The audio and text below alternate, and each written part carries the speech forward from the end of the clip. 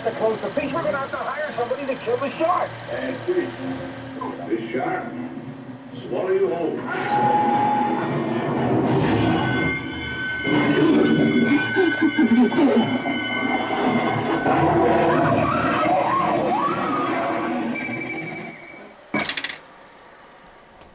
Well, Postman's just delivered what I'm pretty sure release date is going to be ultra high definition disc of Jaws, which is quite exciting. Well, better get this open and stick it in the player.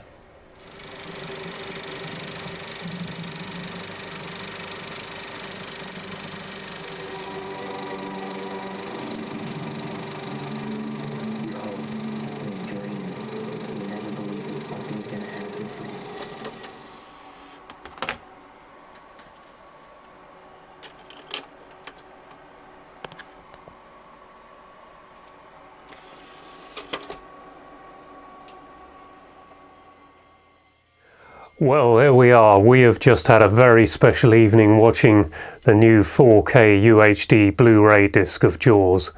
What an incredible job they've done of that. It was actually remastered back in 2010 into 4K, and the Blu-ray release benefited from that. They transposed it down to the 2K on the Blu-ray, but we had a quick look at that at the end of the film. And that looks almost as good. The UHD disc has the edge because of the HDR, the high dynamic range. The colour is that much better.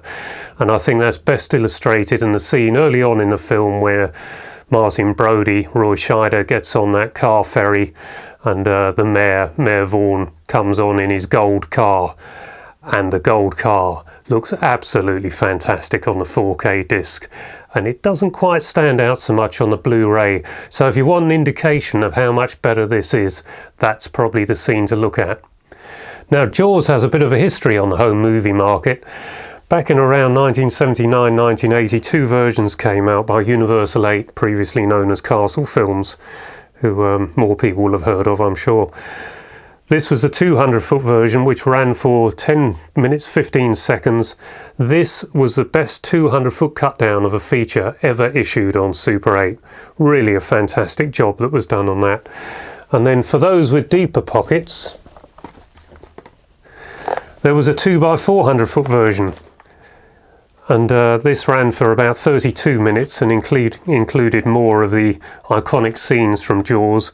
Letterbox version had about 80% of the entire picture on there. And that's an interesting point on Jaws because it was a Panavision 2x squeeze lens film. Now, Posty just happened to deliver the disc as I was watching some Super 8 films. And as you can see, coincidentally, it was the Jaws scope trailer on Super 8. Pretty good quality considering it came from a print, as most trailer releases did. But I thought this was a good opportunity to illustrate the Panavision scope process. The scope name comes from the original Cinema Scope, which was a 20th Century Fox development. Quite a story there. But it's a 2x squeeze process, and you can see on this what that actually means. The 1.33 frame on Super 8 is doubled to 2.66. That's the original aperture of CinemaScope. When Dolby Stereo sound was introduced, that was known as ProLogic for the home market, they needed extra room on the 35mm prints and hence reduced the picture area to make room for the two optical tracks that went down alongside. So that's why we ended up with a 2.35 to 1, 2.4 to 1 rather than the 2.66 to 1. But great way of illustrating it. Scope lens to unsqueeze the film as we saw it in the cinemas, and if you can remember back in those days, the excitement as the masking went wider and wider. Well, Super 8 did continue for many years, well into the video, the DVD era, and even Blu-ray, and was largely king of the home cinema world until home video projection really improved, which is what we're enjoying today. There was a DVD release of Jaws. This was a special edition, which a bit hard to get out of the slipcase, so I thought I'd show you this. Beautiful packaging this came in. and this incorporated everything on it that had been done for Laserdisc, including that superb documentary. And the box set Laserdisc was actually very expensive, I remember, only available on NTSC, not the British format we use here, PAL, which was superior. But fortunately, Pioneer then put out a rather lovely Laserdisc, and interestingly, this when new was £19.95, and the new 4K release, which I've just got from HMV, £19.95, and I don't often buy the same film over and over. I never got the Blu-ray of Jaws when it came out, but it comes in this pack, and as I mentioned, looking at this again just now, I really wished I had bought it when it came out. This has got to be one of the best Blu-ray image qualities that was ever done. So it just shows the value of putting the effort in to restore these films, to bring back the magic that we enjoyed back in 1975 when we saw this for the first time. It really was an experience to see Jaws on a massive screen. Part of the reason for the 4K format is to capture the film as it appeared on film when it was first released, and just like Blade Runner reviewed in the last video, they've achieved that again with Jaws. This is just like watching a 35mm print in the home.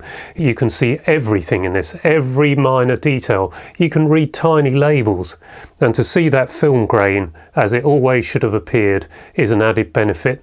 Now, it's not quite as fine as later films when Kodak really had developed the format and the film grain went very fine, but this suits this film. You want to know you're watching something from 1975. And it's old school filmmaking, so there was no assistance with a video camera pointing through the same film cameras. You had to wait to watch the dailies the following morning. Well, that was how things were done, and it was a battle to get this film made. They were out on the ocean for months, and they had to wait for ships to go past, the weather to clear, for the tide to change. There were all sorts of obstacles to getting this done, and that was a benefit to the end product. We barely see the shark until the latter part of the film, and that really helps enormously. Working around everything they had works perfectly, and that is one of the major reasons why this film is quite as good as it is. The sound has now been reworked into a new Dolby Atmos track. Previously it had been worked into a DTS 7.1 track, and on the DVD it was a Dolby Digital 5.1, so much work has been done on the Jaws sound over the years, but for purists out there, the original mono track is still available on the new 4K release. I must give that a try next time I play it. I used to run the Laserdisc and the Super 8s through a stereo retrieval system processor, which gave us the surround sound effect in our home cinema, and I always very much enjoyed that. So it's nice to have all these varieties of the sound so you can compare one against the other. This new one, I think I did spot one or two differences, a couple of subtle changes here and there, but I don't think anyone else is likely to notice. So nice job on the sound, great job on the picture. The only thing I can really say is you're going to need a bigger screen. So while we're on the subject of Steven Spielberg movies, another one I can recommend on 4K disc for its sumptuous picture quality, Close Encounters of the Third Kind. A little too good in places. You can see how the special effects are done, particularly where the matte lines join the real action, the live action, but very well worth the purchase, that one too. So I hope you've enjoyed this look at Jaws. If you do, please give the video a like, and perhaps consider subscribing, which will encourage me to do similar content in the future, and then maybe you'll join me for the next video. Until then, it's bye-bye for now.